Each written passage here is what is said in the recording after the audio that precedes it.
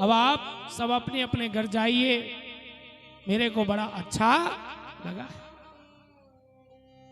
तो माता बहने मैया कहने लगी कि कन्हैया हम नहीं जाएंगे अब अपने घर, क्योंकि जब हम आ रही थी तो हमारे पति हमको गुस्से से देख रहे थे, और अब जाएंगे तो हमको डांटेंगे, लड़ेंगे। कन्हैया बोले कि मैया तुमने भगवान के चरणों में प्रेम किया है, और जो भगवान के चरणों में प्रेम करता है उसका कोई कभी कुछ नहीं बिगाड़ता, क्योंकि जहां पर कृपा राम की होई ता पर कृपा करे सबको। आप जाओ, आपके पति आपके स्वामी आपको नहीं डांटेंगे, बल्कि आपका पहले से भी ज्यादा सम्मान करेंगे। इधर भगवान की कृपा से आज उनके पतियों की बुद्धि बदल जाती है, और आज उनके पतियों को पश्चाताप होता है, और आज वो अपने आप को कहते हैं कि दिगि जन्म नस्त्र वृद्ध विद्या दिगि बहु गैत्याम दिकम कुलम दिकम क्रियादाक्षयम विमुखो ये त्ववधो चरे। आज ये ब्राह्मण लोग अपने आप को धिक्कारने लगे कि हमें धिक्कार है, हमारे कुल को धिक्कार है कि भगवान जी हमारे पास आए और हम भगवान से दूर रह गए। हमारे पास आए और हम भगवान के दर्शन नहीं कर सके। तो यहां आज जैसे ही पत्नी आई तो पति देव हाथ जोड़ के प्रणाम करने लगे और बोले कि देवी तुमने आज बहुत अच्छा काम किया, जो तुम भगवान के पास जाके और अपने हाथों से उनको भोजन करा के आई। तुमने बड़ा अच्छा काम किया है जो तुमने आज उनके दर्शन कर ली।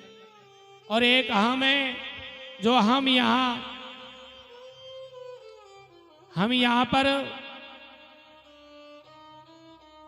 यज्ञ करते हैं और भगवान आए और भगवान का दर्शन हमने नहीं किया। यहाँ बोलो श्री कृष्ण भगवान की जय हो। बोरीबा के बिहारी लाल की जय हो। जय जय श्री राधे श्याम।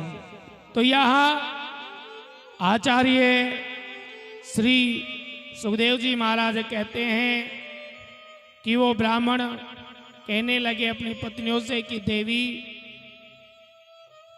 तुमने बहुत अच्छा काम किया है और तुमने आज भगवान के दर्शन किए, और तुम्हारे भक्ति के प्रताप के द्वारा हमारी भी बुद्धि बदल गई और हमारे मन में भी प्रेम आ गया भगवान के प्रति। हम यहाँ यज्ञ करने में व्यस्त लगे हैं और भगवान आए और हमने उनके दर्शन नहीं किया, हमने उनकी बातें नहीं मानी। हम ये जितनी भी पूजा पाठ यज्ञ जप तप दान पुण्य जितना भी हम करते हैं तो किसके लिए करते हैं कि हमारे ऊपर भगवान की कृपा हो, हमको भगवान का आशीर्वाद मिले। और जब भगवान का आशीर्वाद मिलने का समय आता है तो हम लोग वंचित हो जाते हैं। क्योंकि मेरे सज्जनों, जहां भी भगवान की कथाएं होती है, जहां भगवान का सत्संग होता है, वहां पर मेरे भगवान किसी न किसी रूप में जरूर आते हैं। इसलिए जहां कथा सत्संग इत्यादि हो वहां पर व्यक्ति को जरूर जाना चाहिए। क्योंकि ना जाने कब किस जगह कहां पर हमें भगवान का आशीर्वाद मिल जाए, हमारे ऊपर भगवान की कृपा हो। इसलिए जहां भी भागवत कथाएं, सत्संग इत्यादि हो, वहां प्रेम के साथ हमको जाना चाहिए और ज्यादा से ज्यादा हमको भाग लेना चाहिए। हम अपने घर में कोई भी काम करते हैं छोटा सा, तो उसमें खूब द्रव्य लगा के करते हैं और नहीं होता उससे भी ज्यादा हम लगा देते हैं। लेकिन भगवान के यहाँ खर्च करना, भगवान के यहाँ द्रव्य लगाना, भगवान के यहाँ कार्यों में धन अर्पण करना, ये हर किसी के बस की बात नहीं। अगर हमारे मन में सच्चा प्रेम है, सच्चा विश्वास है, तो जहां भी भगवान का कोई कार्य हो, उस यज्ञ में कोई भी व्यवस्था की कमी हो, कोई भी बात की कमी हो, और भगवान ने यदि हमारे ऊपर कृपा कर रखी है, हमको सामर्थ्य बना रखा है, तो हमें भाव से करना चाहिए। क्योंकि माताओं, दान हमेशा पात्र को देना चाहिए, कुपात्र को नहीं देना चाहिए।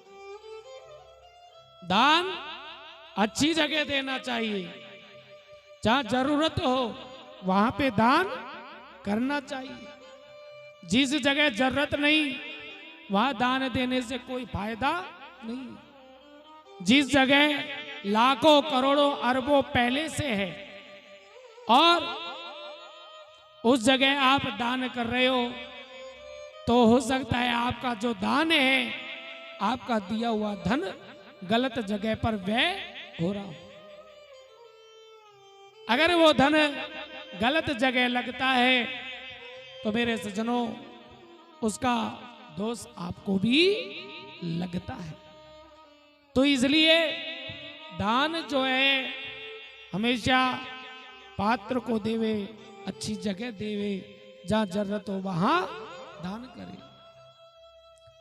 क्योंकि जहां जरूरत होती है वहां दान आप करोगे तो वो दान आपका अच्छी जगह लगेगा, और अच्छी जगह जब लगेगा तो आपको उसका लाभ जरूर मिलेगा। बोलो श्री कृष्ण भगवान की जय हो। तो यहां आचार्य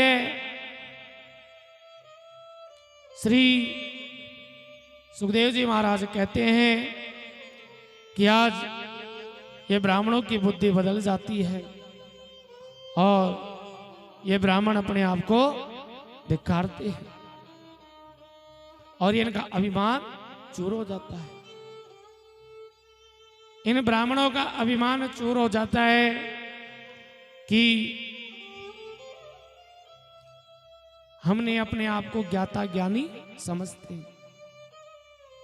ब्राह्मण लोगों के मन में अभिमान हो जाता है कि वो अपने आप को बहुत बड़ा ज्ञानी समझते हैं। वो अपने आप को कहते हैं कि हम शास्त्रों के ज्ञाता हैं और शास्त्र हमको पढ़ते पढ़ते हमारा पूरा जीवन बीत गया। अगर उनसे कोई कहता है प्रेम की बात तो वो नहीं समझते हैं। लेकिन चाहे कितना भी बड़ा ब्राह्मण हो, चाहे पढ़ते पढ़ते पूरा जीवन क्यों ना बीत जाए, चाहे उसकी दाढ़ी सफेद क्यों ना हो जाए, लेकिन भगवान के चरणों में प्रेम नहीं है तो सारा ज्ञान बेकार है। क्योंकि माताओं, भगवान ज्ञान से नहीं प्रेम से मिलते हैं। ज्ञान होना जरूरी है लेकिन उससे पहले प्रेम होना जरूरी। प्रेम जब हमारे मन में सच्चा होगा तभी हमको ज्ञान मिलेगा, ज्ञान हमको समझ आएगा। इसलिए भगवान से ज्यादा से ज्यादा प्रेम करो। बोलो श्री कृष्ण भगवान की जय हो। अब आचार्य सुखदेव जी महाराज कहते हैं कि परीक्षित, इस प्रेम प्रसंग को हम आगे बढ़ाते हैं। आज सुखदेव जी महाराज कहते हैं कि परीक्षित, मेरे गोविंद ने, मेरे ठाकुर जी ने आज सारे ब्रजवासियों को सपने के अंदर और सबको बैकुंठ धाम का दर्शन कराया। आज यहाँ सुखदेव जी कहते हैं कि राजन, अब मैं तुम्हें जिस प्रसंग को कहने जा रहा हूं, सुनाने जा रहा हूं, उस प्रसंग का नाम है रासलीला।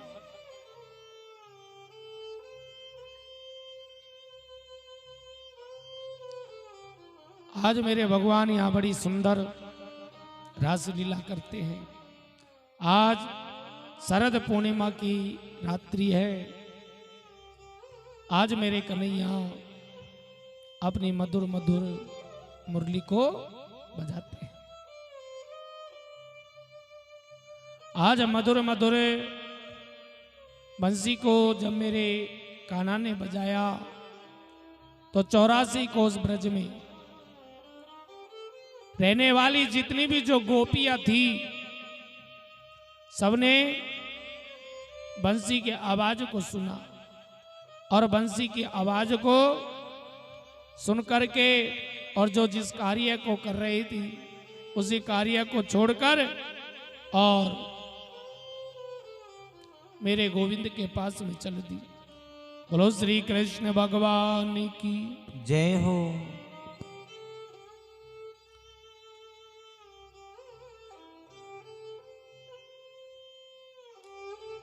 दिगे जन्म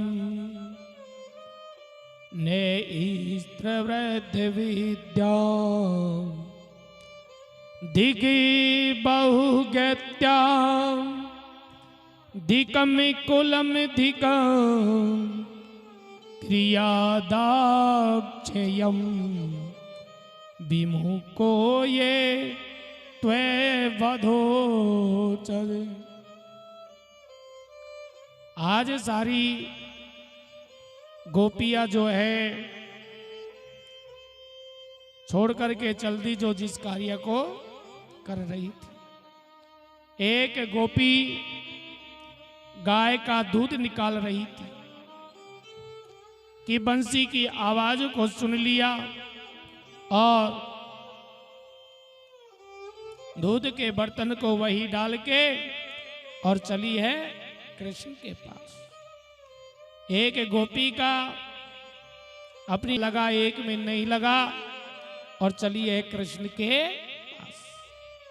एक गोपी तो वस्त्र पहन रही थी कि बंसी की आवाज को सुन लिया कि लहंगा तो पहन लिया और साड़ी पहनना भूल गई और चली है मेरे गोविंद के पास। एक गोपी अपने पति को भोजन करा रही थी कि बंसी की आवाज सुन ली। पति ने कहा कि देवी, दाल में नमक कम है, थोड़ा नमक ले आओ। मांगा नमक और डाल दी शक्कर।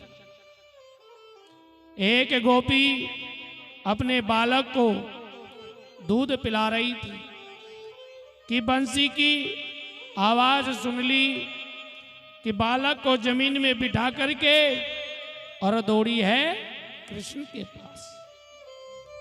आज गोपियां मेरे भगवान की, मेरे गोविंद की बंसी को सुन करके और जो जिस कार्य को कर रही थी वो उसी कार्य को छोड़कर और चल दी है मेरे गोविंद के पास। आज सारी गोपियां भगवान की बंसी को सुनकर पागल सी हो जाती है। आज सब अपने सुध बुध को भूल जाती है। बोलिए कृष्ण कन्हैया लाल की। हो नंदी लाला रे गोपाली लाला, हो नंदी लाला रे गोपाल लाला रे बंसी हो बंसी बंसी जोर की बजाई रे नंद लाला हो बंसी जोर की बजाई रे नंद लाला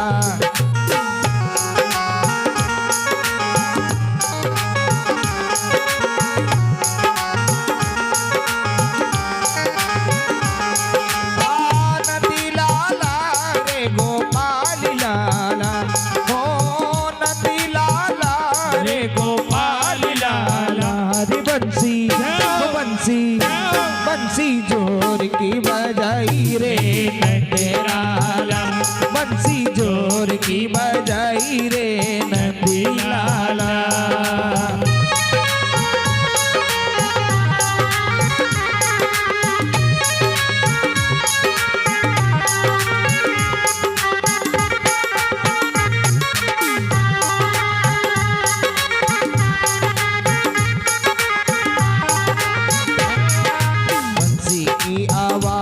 मैंने रसोया सुनी थी बंसी की आवाज मैंने रसोया सुनी थी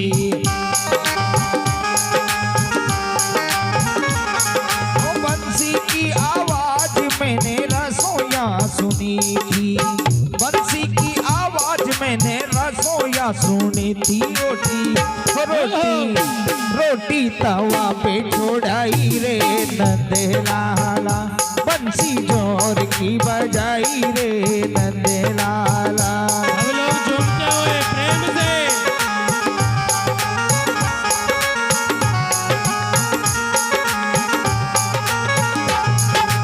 नंदलाला रे गोपाल लाला हो नंदलाला रे गोपाल लाला रे बंसी हो बंसी बंसी जोर की बजाई रे नंदलाला हो बंसी जोर की बजाई रे नंदलाला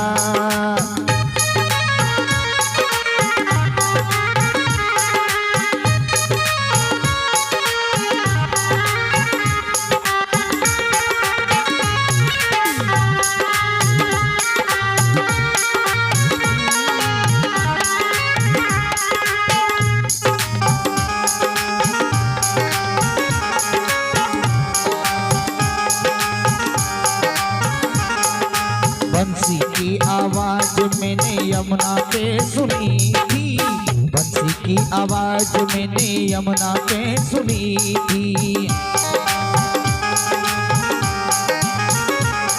ओ बंसी की आवाज मैंने यमुना पे सुनी थी बंसी की आवाज मैंने यमुना पे सुनी थी घड़ियों घड़ियों यमुना पे छोड़ाई रे नंदलाला घड़ियों पनघट पे छोड़ाई रे नंदलाला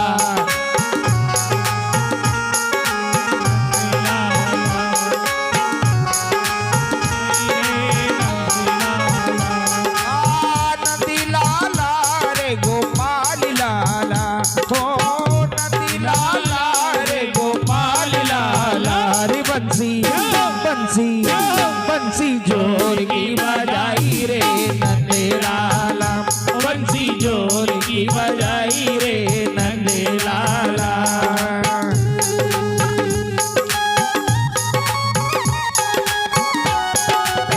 ताली बजाते हुए प्रेम से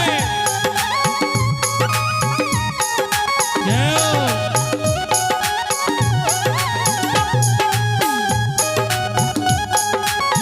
सभी अपने ऊपर हाथ उठाते हुए जय हो।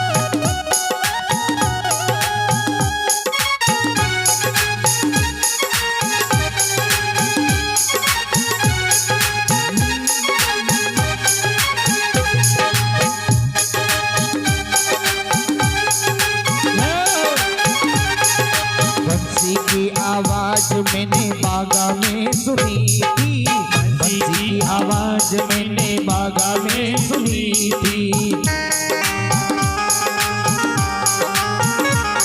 ओ बंसी की आवाज मैंने बागा में सुनी थी, बंसी की आवाज मैंने बागा में सुनी थी। फुलड़ा फुलड़ा फुलड़ा तोड़ती भाई रे नंदलाला, ओ बंसी नंदलाला रे गोपाल लाला, ओ नंदलाला रे गोपाल लाला रे बंसी बंसी बंसी जोर की बजाई रे नंदलाला, बंसी जोर की बजाई रे नंदलाला।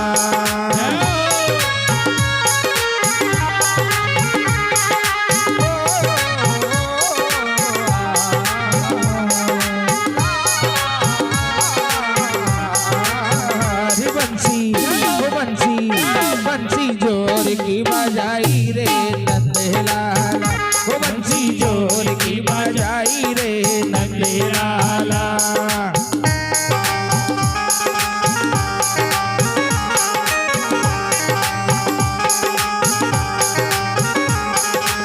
एक गोपी कन्हैया से कहने लगी, कन्हैया जब तेरी ये बंसी बजती है ना तो हम